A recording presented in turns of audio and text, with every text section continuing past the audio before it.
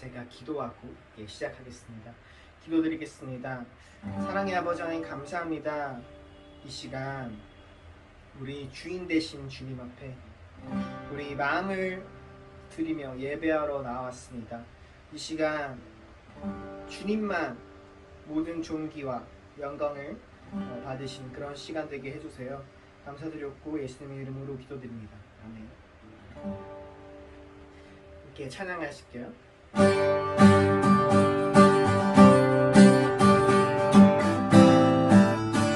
마음속에 근심 있는 사람, 마음속에 근심 있는 사람, 주 예수 앞에 다 되어라. 슬픈 마음 있을 때에라도 주 예수께 아뢰라. 주 예수 앞에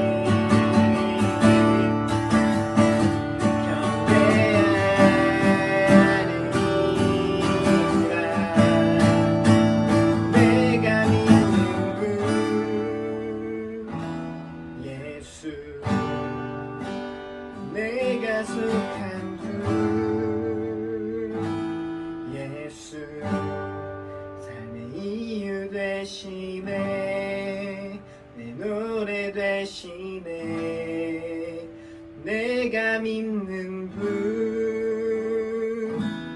예수 내가 속한 분 예수 삶의 이유 되시네 내 노래 되시네 전심으로 이 시간 잠깐 같이 기도하실게요. 요즘 우리 마음을 나의 마음을 사로잡고 있는 고민이나 또 걱정들이 있습니까? 있다면 어떤 걱정들이 우리 마음을 사로잡고 있나요? 예수님께서는 한날의 괴로움은 그날로 족하다고 하셨죠. 우리가 우리 마음에 있는 그 모든 걱정과 또 고민들 정말 주님 앞에 낱낱이 아뢰어놓을 때 우리가 정말로 아무것도 염려하지 않고 감사함으로 우리 구할 것을 주님께 아뢰게 될 줄 믿습니다. 이 시간 잠깐 같이 기도하실 때 우리 마음속에 있는 그 고민들 하나님께 아뢰면서 또 예배를 위해서 함께 같이 기도하시면서 그렇게 나아가셨으면 좋겠습니다. 잠깐 같이 기도드릴게요. 기도드리겠습니다. 사랑의 아버지 감사합니다. 주님 우리 마음을 사로잡고 있는 고민들이 있습니다. 주님 주님께서는 한날의 괴로움은 그날로 족하다고 하셨는데 참 이 걱정을 주님께 아뢰고 떨쳐내는 것이 잘 되지가 않습니다. 그러나 주님 우리 고민 그대로를 이 시간 주님 앞에 아뢰며 나아가니 주님 아무것도 염려하지 않고 다만 우리가 구할 것은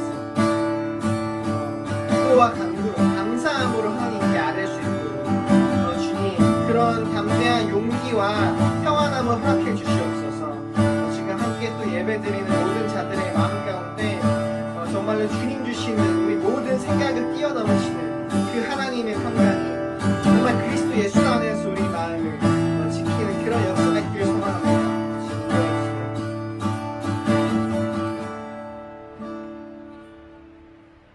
사랑의 아버지 하나님 감사합니다. 사랑으로 우리를 인도해 오시고 또 우리를 인도하고 계신 주님, 또 앞으로도 인도해 가실 그 주님, 그 주님을 우리가 신뢰합니다. 우리 눈앞에 보이는 여러 일들을 볼 때 고민과 걱정들이 없을 순 없겠으나 그것들을 주님 앞에 내려놓으며 주님께 아뢰며 감사함으로 한 걸음씩 나아갈 수 있도록 주님 도와주세요. 그래서 우리 모든 생각을 뛰어넘으시는 그 예수 그리스도의 평강이 우리 마음 가운데, 그 평안함이 우리 마음 가운데 있게 하여 주세요. 감사드리고 예수님 이름으로 기도드립니다. 기도드리겠습니다. 저희를 죄로부터 구속하신 하나님 아버지, 이런 귀한 예배 시간을 주심에 감사를 드립니다. 아버지, 저희가 이제 창세기를 마치고 출애굽기 말씀으로 함께 나눕니다. 주님 말씀을 전하신 목사님에게 성령 충만함을 주시고 그 출애굽기 말씀을 통해서 죄로부터 구속하신 하나님, 그리고 광야에서나 푸른 초장에서나 늘 함께 하시고 저희를 인도하시는 하나님을 저희가 배우고 더 신뢰하며 주님과 더 가까워질 수 있도록 인도해 주세요. 주님, 한 주도 무더운 여름 날씨 가운데서도 지치지 않고 늘 주님을 신실하게 섬기고 정말 주님, 저희가 한 손에는 복음을 들고 한 손에는 사랑을 들고 정말 우리 삶 속에서 주님의 자녀로 살아갈 수 있도록 인도해 주세요. 감사드리며 예수님의 이름으로 기도드립니다. 아멘. 안녕하세요. 백목사의 크리스천 독서교실. 이번 시간은 김구 선생님의 백범일지를 소개합니다. 최근 2020년 나온 최신판인데요. 자, 백범일지를 저도 젊은 시절에 읽고 감동을 받았는데요. 젊은이나 또 나이 드신 분이나 누구나 애국심에 정말 불타오르는 그런 백범일지를 소개합니다. 자, 이 책은 이렇게 소개를 하고 있습니다. 결의 큰 스승 백범김구 선생의 치열한 삶의 기록이다. 최근에 나온 책이라서 편하게 잘 읽을 수 있도록 편집이 됐다. 이런 얘기도 있고요. 근현대사를 관통하는 대한민국 임시정부와 독립운동사를 소개한다. 그래서 자주 독립을 소원하셨던 백범김구 선생님의 백범일지. 이게 자서전이다, 유서다. 그러죠. 평범한 사람들 누구라도 자신만큼 애국심을 갖는다면 독립을 이룰 수 있다고 믿었던 이 선생의 평생 그 삶이 생생하게 담겨 있다. 자, 김구 선생님은 1870년 황해도 해주에서 태어나셨는데 어릴 때 이름은 김창수였고요. 왼쪽 사진은 이제 장남 김인, 차남 김신, 아마 그 장관도 하셨고 그렇죠, 아드님들이. 그래서 어렸을 때 병서를 읽고 천연도를 알아서 간신히 목숨을 건졌고, 그 다음에 이제 과거에 응시해서 뜻을 이루지 못했어요.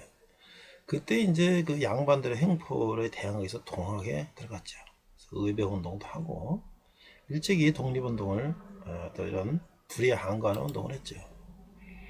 1911년에 이제 체포돼서 고문당하다가 이 호를 평범한 사람들, 백정이나 이런 범부들, 평범한 사람들의 이름을 따서 백범이다라고 어를 정했고, 이제 석방돼서 중국 상해로 가서 우리가 잘 아는 임시정부 요직을 거치셨고, 그 다음에 이제 무장투쟁을 하셨죠. 이봉창 의사, 윤봉길 의사 등께 의거를 지원했고, 해방 후에 이제 오셔서는 한국 하셔서는 남북 통일을 위해서 애를 쓰셨는데 결국 김일성한테 이용당한 셈이 됐지만 끝까지 그 뜻을 굽히지 않으셨는데 결과적으로 1949년 현역 군인 안두에게 총을 맞고 돌아가셨죠. 지금 강북 삼성병원에 경교장 건물이 그대로 있는데요. 여기 가면 총 자국도 있고 그렇습니다. 한번 가보시면 좋을 것 같아요. 책의 이제 내용을 보면 어린 시절 또 이런 이 청나라 또 일본이 쳐들어오던 그런 시절들의 어렸을 때 얘기가 있고요. 투옥과 탈옥 이런 얘기도 있고. 그 다음에 이제 그 방랑생활 하다가 그 공주의 마곡사에서 승려로서 얼마 짧은 기간 동안 계셨어요. 저도 마곡사를 가보니까 김구 선생님이 이제 거처하셨던 별도 이 방에 등신대 이렇게 사진 찍고도 해놨는데 공주 마곡사에서도 계셨어요. 여기다가 이제 아버지 또 뭐 가족들의 결혼 이런 사별도 있었고, 결국은 이제 그 항일투쟁을 이제 한 것이 큰 이제 일이죠. 그래서 이제 일본으로 가서 독립운동을 하는데 이제 아내가 또 돌아가시는 일도 당하고, 그래서 이건 이제 상학원으로 돼 있는데 하학원으로 가니까 이제 임시정부의 본격적인 활동들이 있습니다. 그래서 이봉창의 일형 폭탄 저격, 그다음에 이제 윤봉길 의사의 이제 또 의거 이런 것들이 있고, 그다음에 이제 우리가 이제 상임정부가 일본의 이제 추적을 피하기 위해서 계속 이제 도망 다니는 그런 참 힘든 세월을 보냈죠. 그래서 이제 광복군을 창설해서 거기에 이제 여러 이제 인재들이 모였죠. 일본군을 탈영한 장준하 선생이라든지 뭐 여러 이제 그런 분들이 다 모여서 이제 드디어 미국의 군사훈련을 받고 한국으로 이제 투하되려고 하던 차에 해방이 됐죠. 너무 안타까운 일이었죠. 우리가 이제 무장투쟁을 해서 참전했으면 우리 지분이 있을 텐데 우리가 전혀 지분 없이 해방이 되니까 우리 발언권이 그만큼 약해진 거죠. 그래서 이제 고국으로 오셔서 여러 이제 일을 하셨는데 결국은 마지막에 그런 동족의 총탄에 돌아가신 거. 그 배우는 아직도 밝혀지지 않고 있어요. 그 안도희 씨는 죽을 때까지 그 입을 열지 않았기 때문에 그 안도희 씨도 김구 선생을 암살한 죄가를 많은 이제 테러도 당하고 그랬는데 결국은 그가 끝까지 밝히지 않고 돌아갔기 때문에 김구 선생의 암살 원인은 배우는 밝혀지지 않았습니다.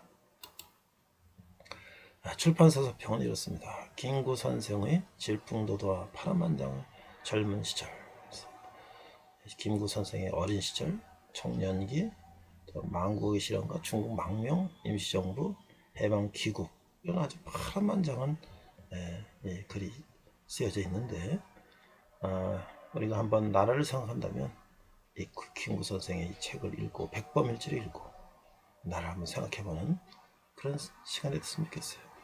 특별히 김구 선생님은 이제 나중에 예수를 믿게 되고 이제 그 어려운 상황 속에서 늘 기도하고 그러셨죠. 한국에 왔을 때도 돌아오셔서도 경기장에 계실 때 김치선 목사님 함흥에서 내려와서 고아로 내려와서 성교사님 통해서 캐나다 유학까지 갔다 온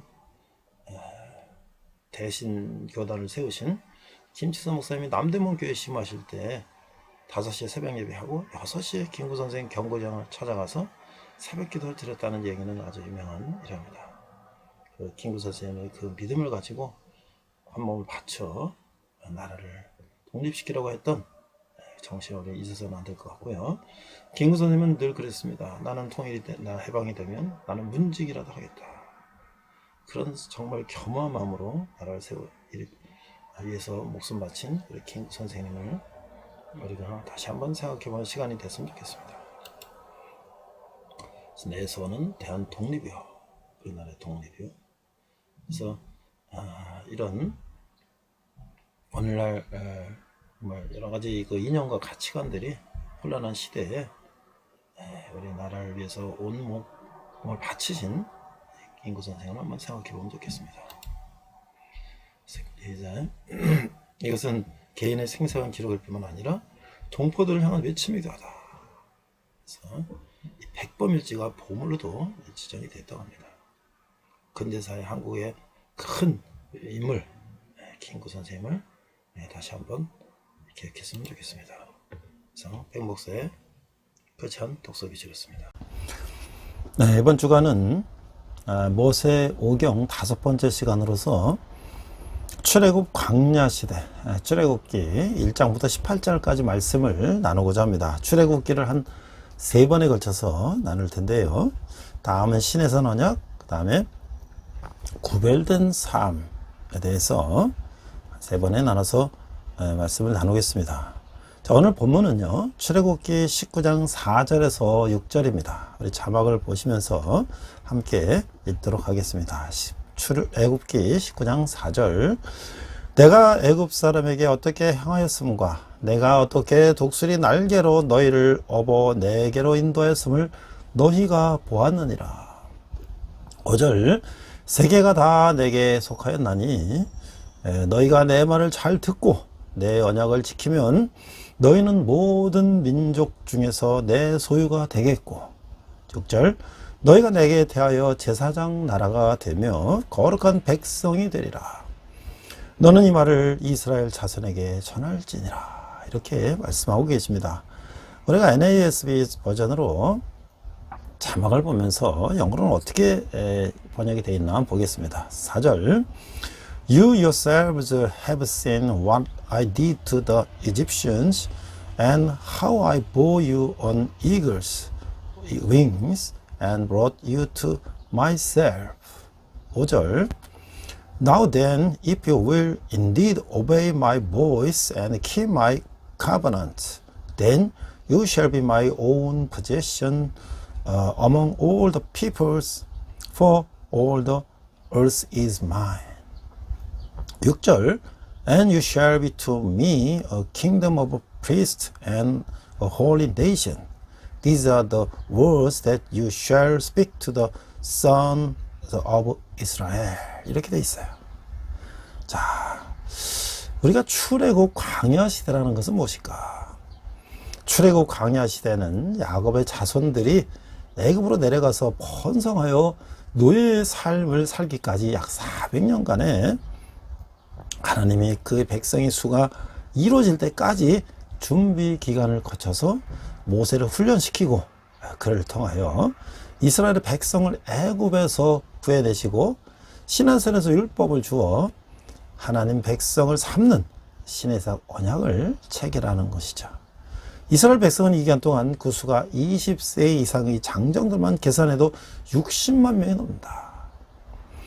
하나님 애굽에서 이 백성들을 인도해내시고 하나님 나라를 이룰 율법을 주시고 금송아지를 숭배하는 이 죄를 벌하기도 하시지만 하나님은 또한 성막을 완성하시게 하시죠.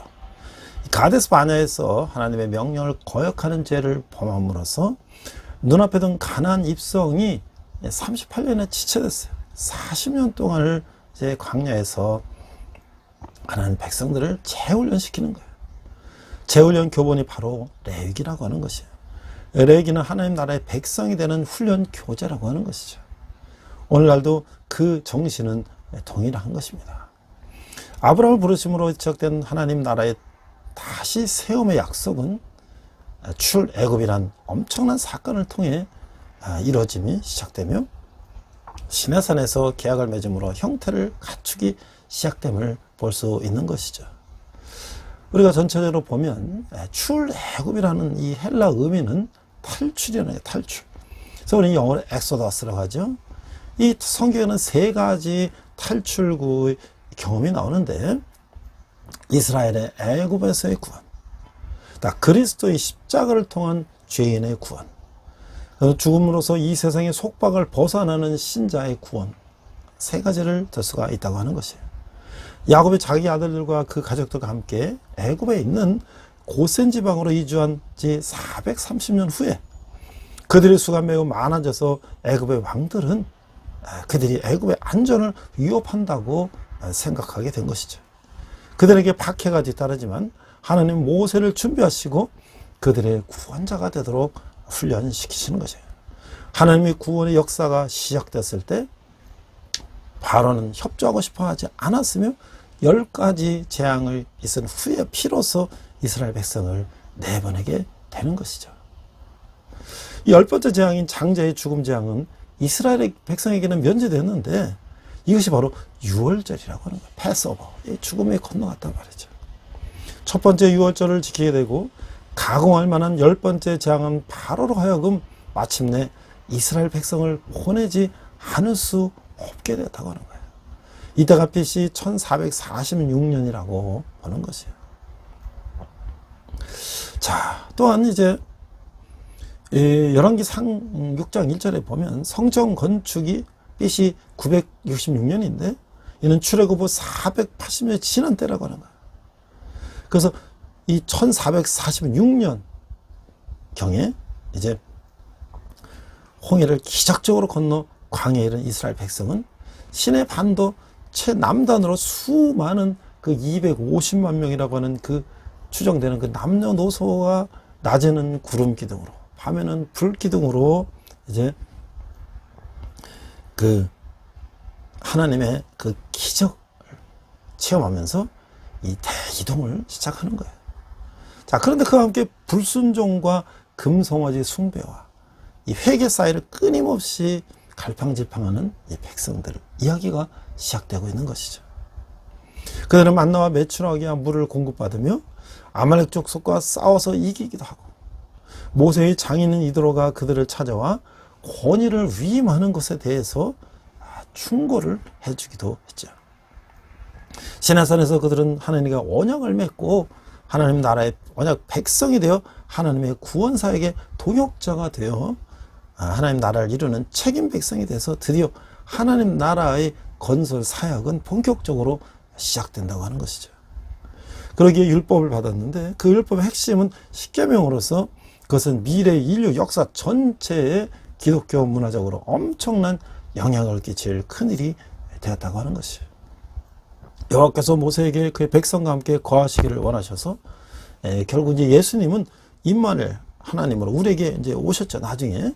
그렇지만 이제 성막을 세우게 해서 백성들에게 자원하여 내는 예물을 모으라고 말씀하시면서 그에게 성막과 그 내부의 설비와 제사장의 예복을 만들도록, 그리고 이를 감독하기에 장인을 임명하도록 지시하며 친히 성막의 설계를 주신 것이죠. 하지만 인간은 자신의 죄성을 드러내고 있어요. 모세가 하나님과의 만남으로 인해 오랜 시간 비우게 되니까 아이 불안해진 백성들은 금송아지를 만들어서 그래서 하나님이라고 하며 숭배하는 이 어리석은 죄를 범하게 되는 것이죠. 모세는 그들을 위해서 탄원하며 언약이 새롭게 세워지는 것이죠. 예물을 모으고 성막을 건축에 세우고 그 일은 여호와의 영광이 성막에 충만할 때 출애굽기는 마무리되지만 긴 광야의 배를 통한 하나님 나라 백성 만들기 훈련이 시작되는 것이에요. 자, 이 히브리 민족의 형성을 보면 애굽으로 내려간 70명의 그 야곱의 가족이 430년은 긴 세월 동안 약 200만 명, 250만 명.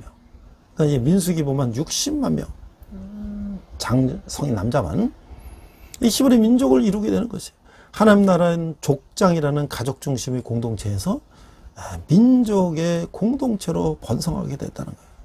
그러나 히브리인에게 호의적인 요셉 시대의 발언은 이제 없어지고 지금은 히브리 민족을 노예로 부리는 애굽 왕의 시대가 됐어요.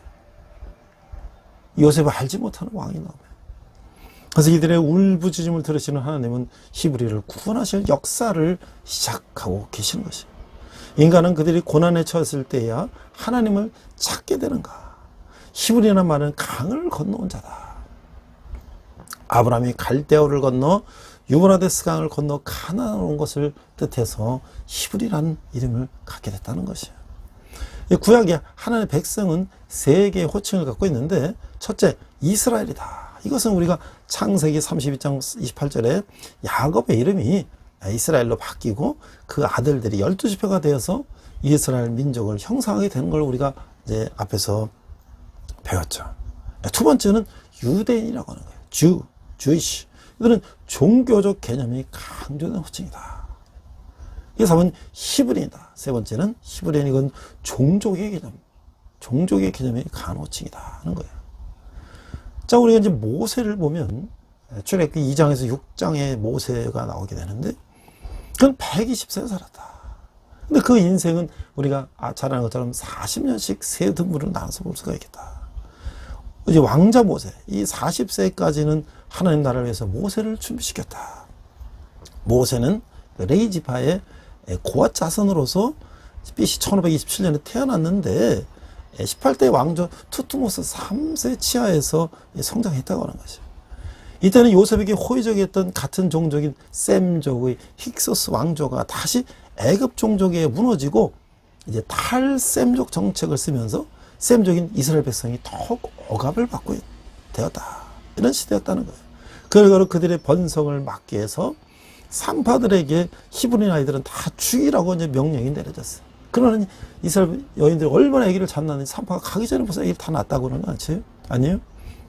하나님은 모세를 택하시고 그를 살리기 위해서 갈대 상자를 만들어서 그 속에 아기 모세를 넣어서 나일강에 흘려보내 바로의 딸에게 구출되게 되죠. 이 갈대 상자는 원어로 테바라크라고 하는데 그래서 방주라고 하는 뜻이라고 하는 것이에요. 모세가 구출된 것은 노아의 방주가 노아 일가를 구원하여 새 역사를 쓴 것 같이 모세의 구출은 그와 맞먹는 중대한 사건이기 때문에 갈대 상자를 원어가 같은 방주라는 의미를 사용한 것이라는 거예요. 모세란 말은 내가 그를 물에서 건져냈다라고 하는 뜻이라는 것이죠. 모세는 바로의 양자가 돼요. 40년간의 시간을 보내면서 주로 투트모스 3세 치하에서 애굽의 제왕학을 학습하였다. 제왕학, 왕족들을 가르치는 모든 최고의 이 학문을 배웠다는 거예요. 그래서 그 애굽 나라의 제도를 배우고 지도력을 연마했어요. 이때 그는 피가 물보다 진하다는 사실을 알고 동족 살해 분노하여 애국 가문을 살해하는 혈기왕성한 청년이었다고 하는 것이죠. 이 관원 살해 사건은 모세의 삶을 바꾸어 놓는 계기가 되었다고 하는 것이죠. 모세는 곧 위대한 광야로 도망을 가죠. 이 모든 것은 모세를 통하여서 이스라엘 백성을 애굽에서 해방시켜 하나님 나라의 백성을 삼으시려는 하나님의 놀라운 계획 속에 있던 사건이라고 하는 거예요. 자, 이제 모세는 40에 미디안 광야로 도망가서 80세까지 목동으로 지냈는데 하나님 나라에서 하나님께서 모세를 부르시고 훈련을 시켰다고 하는 거예요. 이게 3장 4장에 나오는 얘기입니다. 모세는 동족인 히브리 노예를 괴롭히는 애국 관원을 살해하고 그 사실이 탄로나니까 미디안 광야로 도망을 갔어요. 거기서 그는 미디안 제사장 루엘, 이는 사실 십보라의 할아버지, 아내 십보라의 할아버지를 만나게 되고 그들의 양을 치는 목자가 돼서 그들의 딸 십보라와 결혼하고 아들 게르솜을 낳고 40년 동안을 광야에서 목자 생활을 하게 된다. 하나님 모세로 하여금 40년간 목자 생활을 통하여 그가 누렸던 왕자의 화려했던 모든 기득권을 버리게 하였고 하나님의 동역자라 그의 일꾼이 되기에 모세는 그의 모든 기득권을 내려놓는 그런 과정이 필요했다고 하는 것이죠. 그래 하나님의 뜻에만 순종할 수 있기 때문이라고 하는 것이죠. 그것이 왜 모세가 한창인 나이인 40대 시절에 아주 찰나가던 시대에 이게 왕자로 찰나간 시대에 부르지 않고 힘없고 늙은 더구나 살인자가 돼서 도망자의 신세가 됐을 때 부르신 하나님의 이유가 된다고 하는 것이. 하나님은 혈기왕성한 사람을 부를 수 있지만 그가 모든 것을 내려놓고 하나님께 순종할 상황이 됐을 때 그를 부르셨다고 하는 거예요. 하나님은 인간의 잘 나가는 능력을 필요하지 않는다고 하는 것이. 하나님은 순종하는 자를 원하시며 그 순종의 훈련을 쌓게 하신 후에야 들어서시는 하나님이시다고 하는 거예요. 이게 하나님의 뜻이 무엇을 원하시는가를 우리는 기억해야 한다는 것이죠. 이 40년을 연단시키고 이 내려놓음의 달인이 되게 하신 후에 하나님은 그를 나이 80세가 되었을 때에 이 하나님은 호렙산, 신의 산에서 불타는 떨기나무에 나타나서 모세를 부르셨다고 하는 거예요. 불타는 나무는 하나님의 모습을 의미하고, 왜냐하면 불타지만 그 떨기나무가 다 없어지지 않음으로써 그건 하나님의 영광과 능력을 상징하고 있기 때문이라고 하는 거예요. 하나님의 임재 앞에서 모세를 향하여 하나님 여기는 거룩한 곳이니 네 발에서 신을 벗어라 라고 말씀하셨어요. 이 신발은 인간이 자기 뜻을 실현하고자 신고 돌아다니게 해주는 그런 수단이죠. 그 신발을 벗는다고 하는 것은 자기 뜻을 이루는 노력을 그만둔다고 하는 것이죠. 이 신발을 벗는다는 것은 자기 원리를 포기하는 것을 뜻하는 거예요. 그래서 하나님은 자기 중심성을 버리시게 한다는 것이죠. 모세의 문제는 이 혈기를 버리시게 한다는 거예요. 모세는 광야에서 물을 내면서 다시 한번 이 혈기를 다스리지 못하는 실수를 보면서 가나안에 들어가지 못하게 되지만 사실 모세가 광야 40년 동안 그 많은 이스라엘 백성의 불평에 대해 혈기를 부리지 않고 잘 다스릴 수 있었던 것은 바로 여기서 자기 중심성을 여리게 하신 이 하나님 뜻에 따랐다는 거예요. 하나님 나라는 하나님의 통치하시는 곳이기 때문에 자기 중심성은 통하지 않는다고 하는 것이에요. 자기 중심성은 오직 사단의 나라에서만 동복일 뿐이라고 하는 것이에요. 하나님 앞에서 신발을 벗게 하시며 자기의 뜻, 자기 중심성을 내려놓는 모세에게 하나님이 능력의 지팡이를 주셨다고 하는 것이에요. 그리고 모세는 지팡이가 뱀으로 변하는 기적을 보고 그 뱀의 꼬리를 잡으라고 하는 하나님의 명령에 순종했다는 것이죠. 뱀의 꼬리를 잡는다는 것은 뱀의 물리기를 자청하는 위험한 일이지만 그것이 하나님의 명령이기 때문에 하나님을 믿고 순종하는 것이죠. 모세는 자기 능력이 부족함을 고백합니다. 하나님은 그에게 능력이 지팡이를 주셨어요. 모세가 할 일은 하나님만 의지하면 되는 것이라고 하는 거예요. 이제 모세의 인생의 이 마지막 클라이막스는 80세에서 120세가 되는 것이 되죠. 이것이 바로 모세의 공생이라고 할 수가 있는데 이제 모세는 이스라엘을 애굽에서 구해내어 하나님 나라를 이루시는 하나님의 역사에 나이 80에 하나님의 통역자가 되어 애굽으로 돌아가게 되는 것이에요. 이 무렵에 모세의 생명을 찾는 자가 죽었다고 한 것은 투트모스 3세가 죽었다는 것이고, 그 힘으로 즉위한 왕은 BC 1453년경에 즉위한 아멘호텝 2세라고 하는 만학자들이 이제 믿고 있어요. 모세가 대면에 자기 백성을 떠나게 하라고 요구한 바로가 바로 그 아멘호텝 2세였다고 생각되는 것이죠. 그 미라가 카이로 박물관에 보관되어 있다고 하는 것이에요. 모세가 이스라엘을 구하기 위해 애굽으로 돌아갈 때 그의 손에는 지팡이 하나밖에 없었죠. 그는 당대의 대국인 애굽을 물리치기 위해 최첨단 무기와 대병력의 군대를 동원하지 않았다는 사실을 우리 생각해 봐야 할 것입니다. 하나님 모세에게 그와 같은 군대를 붙여주기보다 지팡이를 들게 했는데, 그것도 모세가 평소에 양을 칠 때 일상적으로 사용하는 평범한 지팡이였다고 하는 것이에요. 그런데 그 지팡이가 지금은 하나님 장중에 잡힌 능력의 지팡이가 되었다는 사실을 우리는 묵상해 봐야 될 것이에요. 바로 그 지팡이는 바로 하나님 의지할 때 그 능력을 발휘하는 하나님의 지팡이였다고 하는 것이죠. 이제 10가지 재앙에 대한 의미를 우리는 한번 생각해 볼 수가 있습니다. 이 재앙들에 담긴 첫째 의미는 하나님이 10가지 재앙을 통해 애굽인들이 숭배하는 신들을 심판하고 그것들의 무능과 허구성을 보여주는 데 있다고 하는 것이죠. 또한 바로가 가장 위대한 왕이자 신으로 알고 있는 애굽 사람들에게 하나님만이 참신이요 자연과 생명을 다스리는 창조주심을 보여주신 것이라고 하는 거예요. 둘째로 10가지 재앙 속에는 여호와의 전쟁, 즉 성전이라는 의미가 들어있다고 하는 것이에요. 여호와의 전쟁이란 하나님께서 직접 전쟁에 참여하여서 백성들을 위해 싸우시고 백성들에게 승리를 안겨주시는 전쟁을 말하는 것이에요. 출애굽은 이스라엘의 하나님이 애굽의 신인 바로와의 전쟁을 통해 얻어진 승리의 결과물이며, 이때 사용하신 전쟁 무기가 바로 10가지 재앙이었다고 하는 것이에요. 셋째로 10가지 재앙은 하나님께서 이스라엘을 특별히 사랑하시고 선택하셨음을 보여주는 사건이었다고 하는 것이에요. 이스라엘은 현실적으로 바로의 종들이고 백성들이지만 하나님은 그들을 내 백성이라고 하셨고, 시내에서 계약을 맺어 법적인 구속력을 가진 특별한 관계를 맺고자 하셨던 것이죠. 그러므로 내 백성을 보내라고 하시는 말씀 가운데 행하신 10가지 재앙은 이스라엘에 대한 그분의 선택을 단적으로 보여주신 것이라고 하는 것이죠. 이 넷째로 10가지 재앙은 궁극적으로 이스라엘을 구원하기 위한 것이라는 거예요. 재앙의 최종 단계는 바로의 장자를 치는 것으로, 장자를 멸하실 때 피를 바른 집의 장자는 죽이지 않으셨다고 하는 거예요.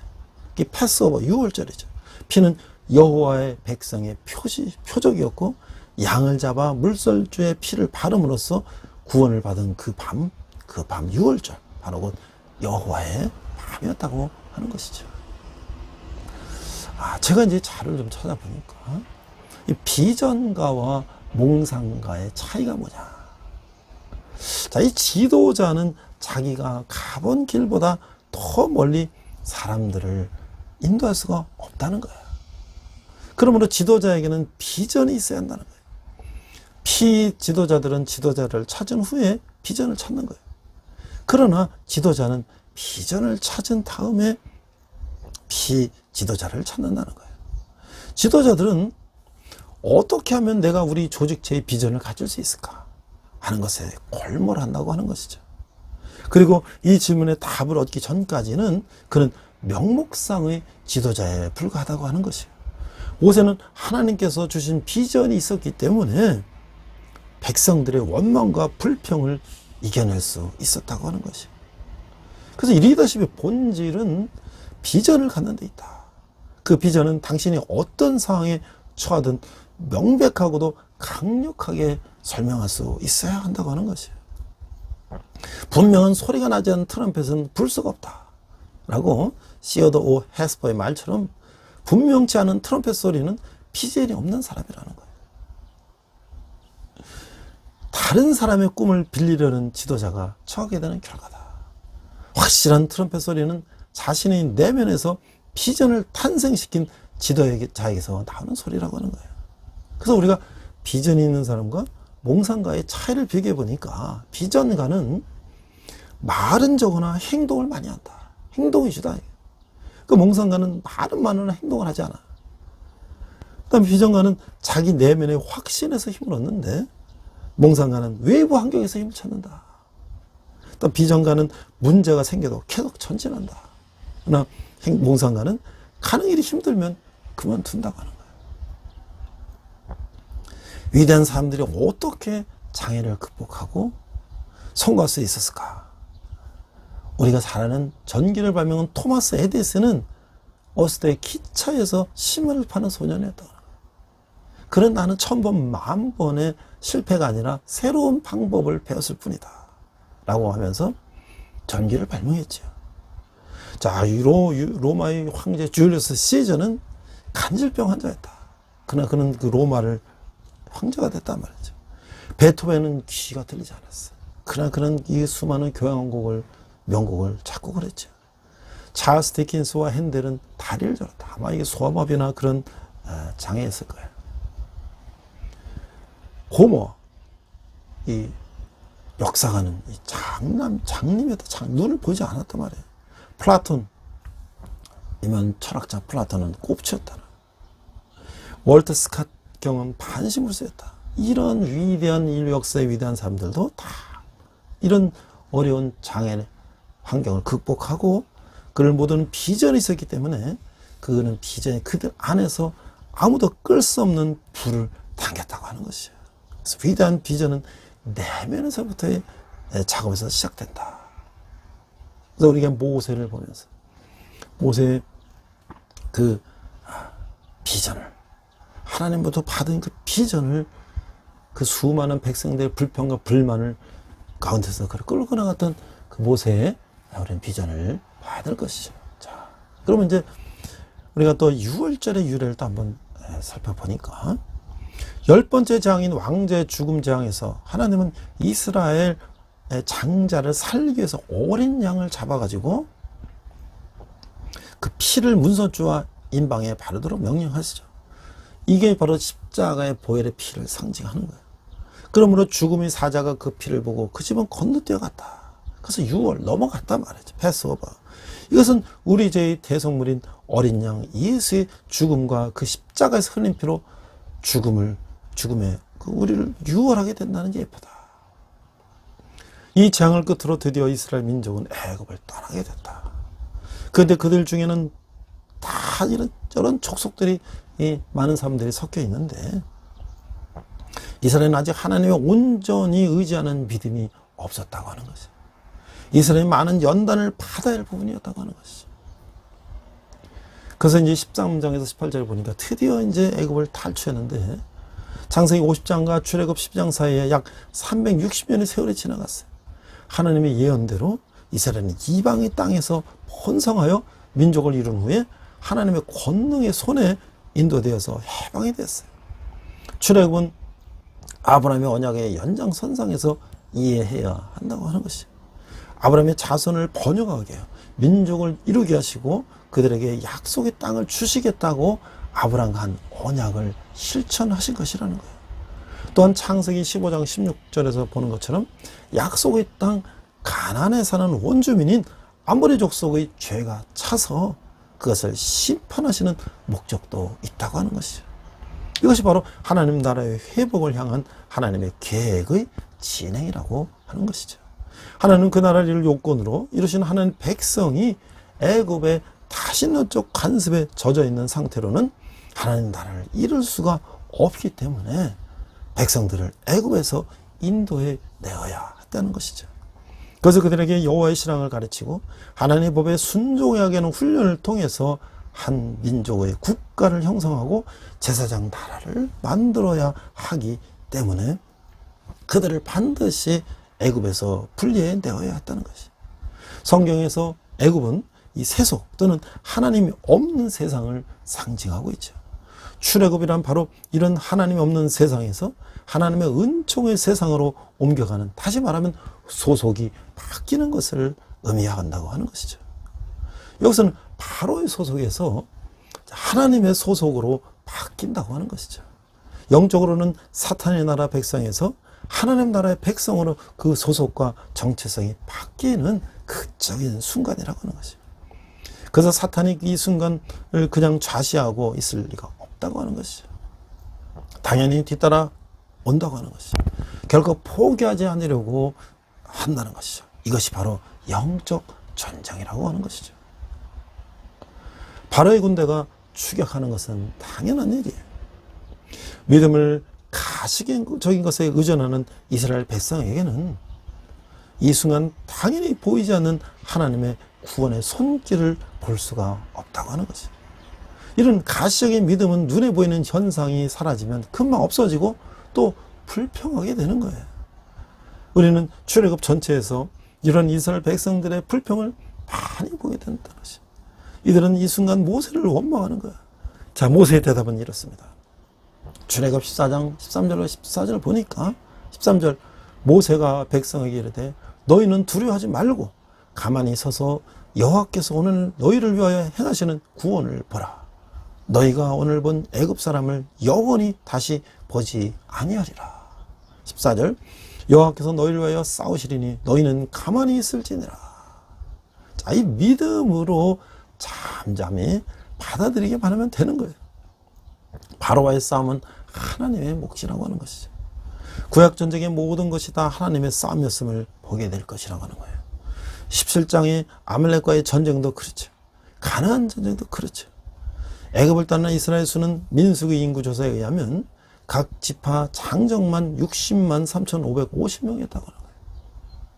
여기 노전, 부녀자, 노인, 아이들, 그리고 그 종단, 다른 여러 잡족들까지 다 합치면 250만이 좋게 된다고 이 추정이 되는 것이.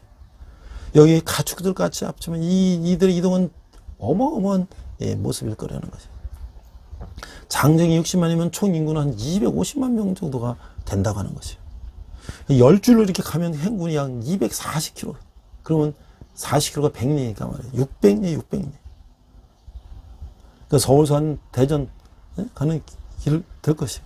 이 행군이 한 지점을 다 통과하려면 8, 9일이 건넨다는 계산이 나오는. 그런데 2열로 호연을 건넜다면 이건 뭐 한 달 이상이 걸렸다. 그 길이가 1340km나 됐기 때문에 이들이 광야 생활하면서 소변 음식량은 얼마나 됐을까? 그래서 출애굽 19장 4절에 보니까 내가 애굽 사람에게 이렇게 행하였음과 내가 어떻게 독수리 날개로 너희를 업어 내게로 인도했음을 너희가 보았느니라. 만나와 메추라기로 그들을 먹이시고 구름 기둥과 불 기둥으로 그들을 보호하셨는데, 그러나 이들은 또 불평하는 거예요. 가시적인 것에 의존한 이스라엘 백성들이 믿음은 눈에 보이는 기적이 사라지면 그 믿음은 금방 없어지고 또 불평하는 거예요. 그들은 하나님의 바다를 가르고 그들의 방대한 무리를 구하고 바로의 군사를 물에다가 몰살시키는 그 놀라운 기적을 그 눈으로 본 지 얼마나 지났다고 금방 불평을 드러내는 거예요. 우리는 출애굽기 전체에서 이런 이스라엘 백성들의 불평을 많이 보게 될 것이에요. 홍해를 직면해서부터 시작하는 이스라엘 불평과 원망의 모습을 읽을 때 우리가 얼마나 이들이 불평을 많이 하는지 우리가 알게 될 것이에요. 하나님께서 불평과 원망을 어떻게 다루시는가를 우리는 보게 될 것입니다. 광야는 노예로 400년간 잔뼈를 긁은 이스라엘 백성이 노예 근성을 없애고 하나님의 자녀로서 자율적 삶을 살아가게 하는 법을 배우는 훈련장임을 우리는 명심해야 할 것이에요. 하나님이 이들을 어떻게 훈련시키는가를 살펴보아서 우리가 출애굽기를 정확하게 이해할 수가 있는 것이에요. 더 나아가 하나님의 백성이 된 오늘날의 그리스도인들은 어떤 훈련을 받고 있는가? 오늘 그리스도인들은 이런 훈련이 필요 없다고 생각하는가? 라는 것을 우리가 생각해 봐야 된다고 하는 것이죠. 그래서 이 불평을 하나님께서 어떻게 들어주셨나? 이스라엘 백성들은 여전히 불평하지만 하나님은 그들의 필요를 채워주신다고 하는 거예요. 만나와 메추라기를 주시고 만나는 신약의 주기도문에서 필요한 이러한 양식으로서의 의미를 갖는다고 이제 생각되는 거예요. 요한복음 6장에서 예수님은 생명의 떡이라고 말씀하시는 것을 우리가 기억할 수 있는 것이죠. 만나는 바로 예수님의 생명의 떡이라는 이 사실을 우리가 보여준다고 하는 것이에요. 만나는 말은 이것이 무엇인고라는 뜻이네요. 이게 바로 오늘 말하면 우리가 이게 웬 떡이냐 이렇게 할 수 있다고 하는 것이에요. 이 바위를 쳐서 물을 주시오. 여기서 일의 순서가 이 놀랍다고 하는 것이에요. 16장에서는 만나가 나오는 데는 그리스도가 지상에 오심을 나타내며 17장에서는 바위를 치는 사건이 나오는데 그게 그리스도께서 십자가에서 죽으신 것을 말씀한다고 하는 것이죠. 물은 그리스도의 죽으심과 부활이 있은 후에 주신 성령을 상징한다고 해석하기도 하는 것이죠. 그래서 배에서 요한복음 7장 37절 38절에 보니까 37절 명절 설날 곧 큰 날에 예수께서 서서 외쳐 이르시되 누구든지 목마르거든 내게로 와서 마시라. 38절 나를 믿는 자는 성경에 이른 것 같이 그 배에서 생수의 강이 흘러나오리라 하시네. 아말렉과의 전쟁에서도 하나님이 싸워주신다고 하는 거예요. 모세의 팔이 올라가면 이기고 팔이 내려가면 지니까 아론과 훌이 아예 두 팔을 펼치고 받쳐주고 있음을 보는 거예요. 그러나 모세의 팔과 이 마력으로 전쟁을 이긴 것이 아니고 여호와 니시 즉 여호와가 이긴 것이면 우리는 잊어서는 안 될 것입니다. 모든 것이 모든 것을 통해서 하나님 마음은 이렇다는 거예요. 출애굽기 6장 7절을 보니까 너희를 내 백성으로 삼고 나는 너희 하나님이 되리니 나는 애굽 사람의 무거운 짐 밑에서 너희를 빼는 너희 하나님 여호와인 줄을 너희가 알리라. 우리가 구약에 보면은 너희는 나의 백성이 되고 나는 너희 하나님이 되리라고 하는 것은 늘 하나님께서 말씀하신 것이죠. 이제 우리가 이 모세의 지도력을 생각해 보면서 이 모세의 이 자기 훈련이라는 것에 대해서 우리 한번 생각해 볼 거예요. 모세의 지도력은 이 애굽에까지 소문이 났다고 하는 것이죠. 출애굽 11장 3절에 보니까 여호와께서 그 백성으로 애굽 사람의 은혜를 받게 하셨고 또 그 사람 모세는 애굽 땅에 있는 바로의 신하와 백성의 눈에 아주 위대하게 보였더라. 그가 지도자로 세웠을 때가 이제 80이었죠. 그 지도력이 하루아침에 이루는 것이 아니라는 것은 우리가 앞에서 다 얘기했죠. 우리가 살고 있는 사회가 일시적인 쾌락을 추구하는 문화적 특성을 가지고 있는 만큼 우리가 만나는 예비 지도자들이 철저한 자기 훈련을 위한 희생을 감수했을 것이라고 인정해 줄 수가 없다는 거예요. 자기 훈련에 대해 이야기할 때 사람들은 둘 중 하나를 선택하는 거예요. 희생을 통한 성장에서는 자기 훈련의 아픔을 선택하는지 아니면 쉽게 살다가 그냥 기회를 놓치고 나서 느끼는 통한의 아픔을 선택하는지 말입니다. 우리는 예비 지도자들에게서 자기 훈련의 두 가지 부분을 살펴봐야 된다. 첫째는 감정을 다스리는 자기 훈련이다. 성공을 이루는 지도자들은 자기 감정은 자기가 책임져야 한다는 것을 잘 알고 있다고 하는 것이.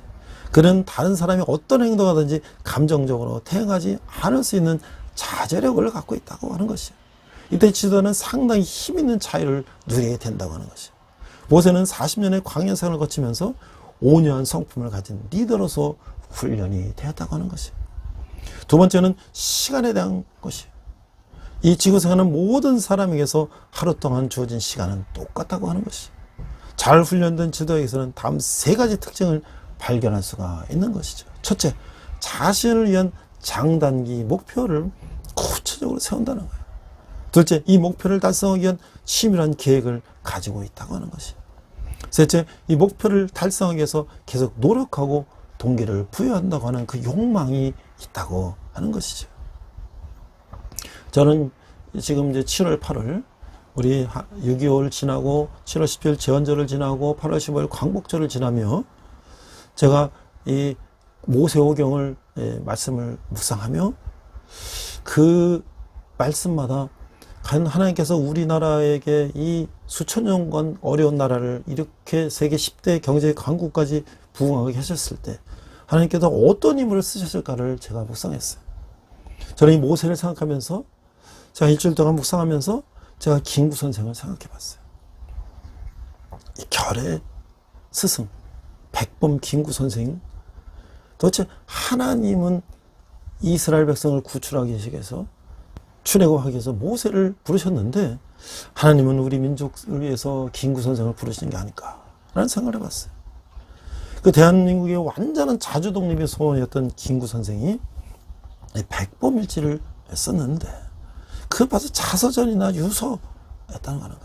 독립의 꿈을 버리지 않고 그 암울한 시기에 자기 목숨을 지키기 어려운 그 상황 속에서 상해임시정부에서도 그렇게 피신하면서 그 무장투쟁을 통해서 일본이 전 중국이 하지 못한 일본이 섬뜩하게 한 그런 일들을 하신 걸 보면서 우리 민족이 얼마나 힘을 얻었을까. 그리고 우리 민족이 이제 해방돼서 대한민국이라는 정통성을 상해임시정부에서 우리가 갈 수 있다고 하는 것이 얼마나 우리에게 큰 위대한 자산이었는가를 우리는 김구 선생을 통해서 알 수 있다고 하는 것이죠.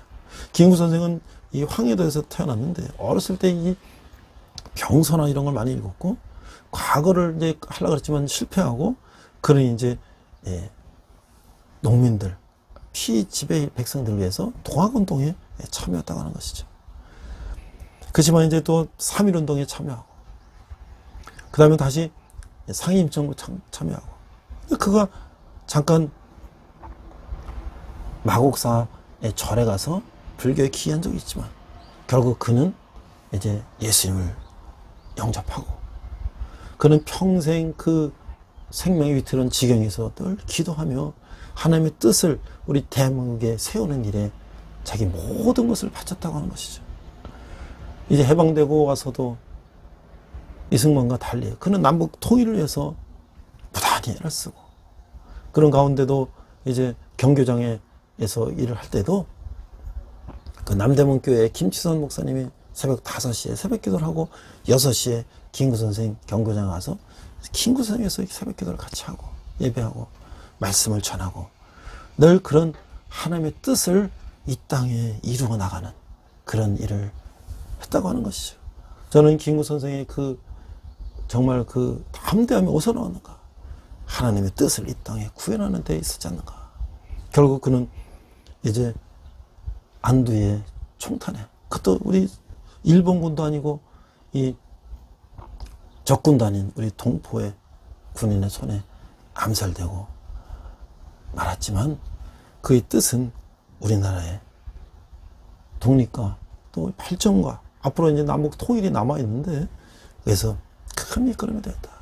하나님은 그 애굽의 이 노예로 살 때 그 이스라엘 백성들을 모세라고 하는 인물을 불러서 그들을 해방시킨 것처럼 우리 민족이 일제의 노예 생활할 때 김구라고 하는 인물을 하나님께 부르시고 그를 이 민족의 지도자로 세우셔서 우리가 이만큼 오는데 큰 밑거름을 세운 것이 아닌가 하는 생각을 해봅니다. 우리 한번 기도하겠습니다. 먼저 우리가 하나님께서 하나님께 나의 일생을 바뀐다는 결단, 또 하나님이 주시는 상황에 따라서 인정하겠다는 결단, 또 하나님의 영광에서 저를 사용하시는 것에 순종하겠다는 우리가 그런 기도를 한번 했으면 좋겠습니다. 하나님 아버지의 은혜를 감사합니다. 오늘 우리가 모세를 통하여서 그 하나님께서 그를 훈련시키고 부르셔서 그를 민족의 지도로 세워준 것 같이 우리도 나의 일생을 주님께 맡기며 주어지는 그 상황에 인내하며 또한 하나님께서 저를 사용하실 때 순종할 수 있는 저가 될 수 있도록 인도하여 주시옵소서. 감사드리며 예수님 이름으로 기도했습니다. 아멘. 시간 내게 있는 모든 것을 찬양하시면서 함께 헌금하시겠습니다.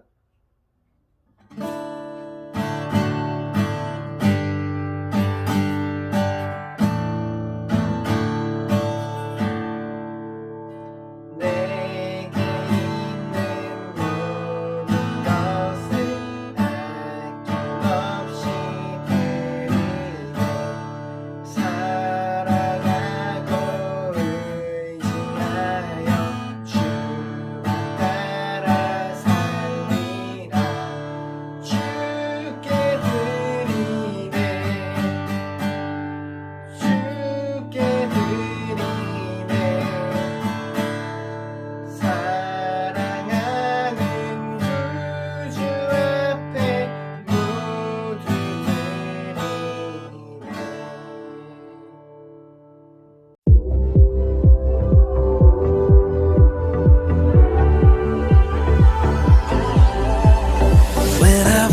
searching, your love was never far.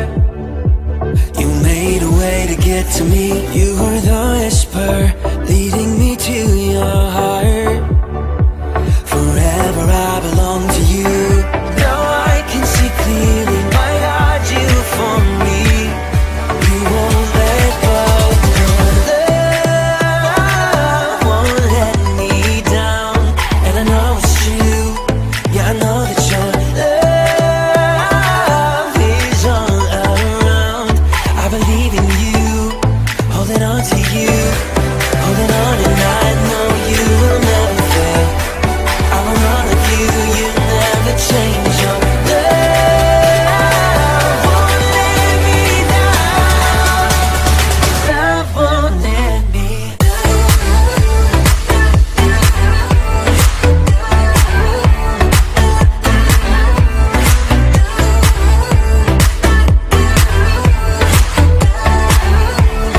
Love won't let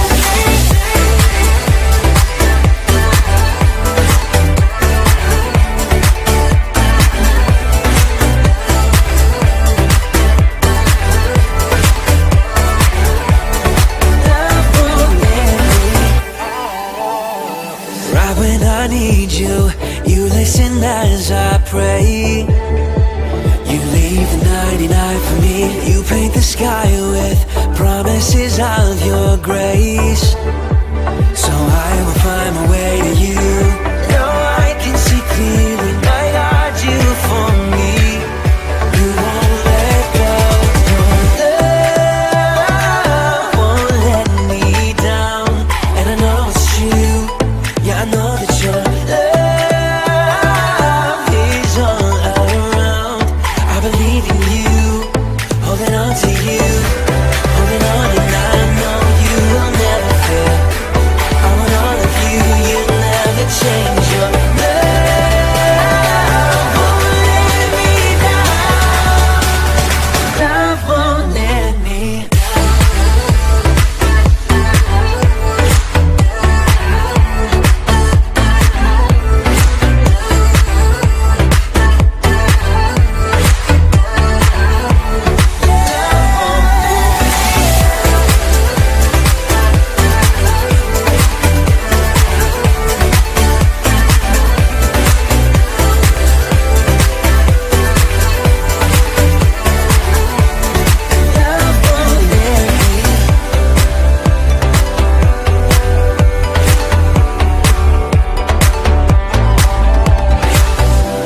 holding on, and I know you will never fail.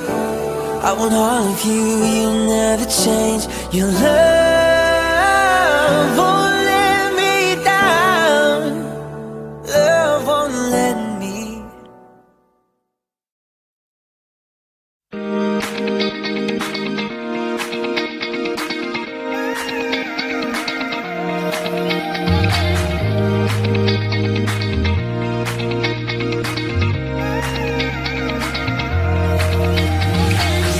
Waking up knowing there's a reason. All my dreams come alive. Life is for living with you. I've made my decision. You lift me up, fill my eyes with wonder. Forever young in your love. This freedom's untainted with you. 자, 이제 본격적으로 장마가 이제 시작되고 더위가 시작되고 있는데요. 저는 이제 여름 이제 철을 맞이해서 방학하고 이제 또 휴가철을 맞이해서 엘리마우스에는 이제 우리 예비역 군종병들도 또 가서 MT를 하고, 또 우리 기독연합 회장들 우리 함께 예배 수고하는 우리 형제도 같이 가서 또 MT 하고, 또 우리 동역자들, 또 우리 각 교회에 이런 청년부, 학생부, 또 우리 가족들이 와서 쉬고 힐링하는 그런 이제 일정들이 이제 시작되고 있습니다. 또한 제가 이제 8월 이후부터는 영화로 보는 성경 구약 이야기, 또 신약 이야기, 그 다음에 제가 번역한 예수 및 리더십도 주말을 이용해서 뭐 금, 토 정도 이렇게 해서 이제 세미나를 본격적으로 하려고 합니다. 코로나가 자꾸 이제 좀 더 늘어나고 있지만 전체적으로 우리가 이제 모여서 하는 거에서는 크게 지장이 없기 때문에 소규모 인원들이 모여서 힐링하고 또 토반 농사도 하고 또 우리가 성경도 공부하고 주위에 또 좋은 아페젤라 순직 기념관이라든지 킹제임스 버전 전래 기념관 또 대천 해수욕장 이런 데를 우리가 같이 구경도 하고 쉬는 그런 공간으로 이제 삼고 있습니다. 제가 이제 교육 일정과 또 여러분들이 궁금하신 거 문의할 수 있는 영상을 찍어서 올릴 것입니다. 우리 동역자들께서 누구든지 언제든지 와서 같이 쉴 수 있는 그런 엘리마우스가 되도록 하겠습니다. 여러분이 폰하시거나 궁금하시는 물질은 우리 청년들이 주님께 돌아오는데 귀하게 사용될 것입니다. 여러분들 지금 교회들이 코로나 이후에 많은 젊은이들이 지금 교회를 떠나 있는데 군대에 있는 청년들, 그 힘든 가운데서 교회 나와서 예배하는 청년들, 또 우리 대학 캠퍼스에서 저는 이제 성경 과목도 여러 과목을 강의하고 있는데요. 또 그런 청년들에게 큐티도 보내고, 또 우리 또 CC실버든 대학생 선교단체에게 작은 거지만 우리가 붕어빵 만드는 데도 후원할 수 있는 그런 기관들이 사용될 것입니다. 여러분들의 후원과 약정을 기도합니다. 기도하겠습니다. 하나님 아버지, 저희들이 적은 예물을 주님께 드렸습니다. 이 예물이 쓰이는 것마다 주님의 영광이 나타나게 하시고 특별히 청년들이 주님께 돌아오게 하여 주시옵소서. 지금은 우리 주 예수 그리스도의 은혜와 하나님 아버지의 극진하신 사랑과 성령님의 감화감동 역사하시며 하나님의 뜻을 따라 우리가 때를 준비하고 인내하며 하나님께서 부르셔서 쓰실 때 라고 순종할 수 있는 사람이 되기를 다짐하는 온라인 예배를 드리는 모든 성도들 위해, 열방의 백성들과 선교사님들 위해, 특별히 북한에서 고통받는 북한 동포들 위해 지금부터 영원토록 함께 하시기를 간절히 축원합니다. 아멘. 우리 선한 능력으로 찬양하시면서 한 주간 승리하시기 바랍니다. 우리 이 시간 선한 능력으로 함께 찬양하시면서 결단의 시간 갖겠습니다.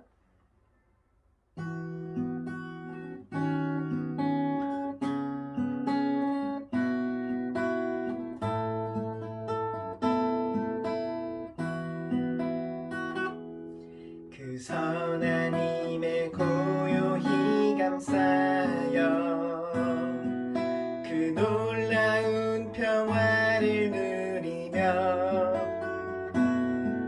나 그대들과 함께 걸어가네. 나 그대들과 하늘을 여네. 지나가 너무 어둠의 날들이 무겁게 내 영혼 짓눌러도 오 주여 우릴 외면치 마시고 약속의 구원을 이루소서. 그 선한 힘이 우릴 감싸시니 믿음으로 일어날 일 기대하네. 주 언제나 우리와 함께 계셔. 하루 또 하루가 늘 새로워. 주께서 밝히신 작은 촛불이 어둠을 헤치고 타오르네.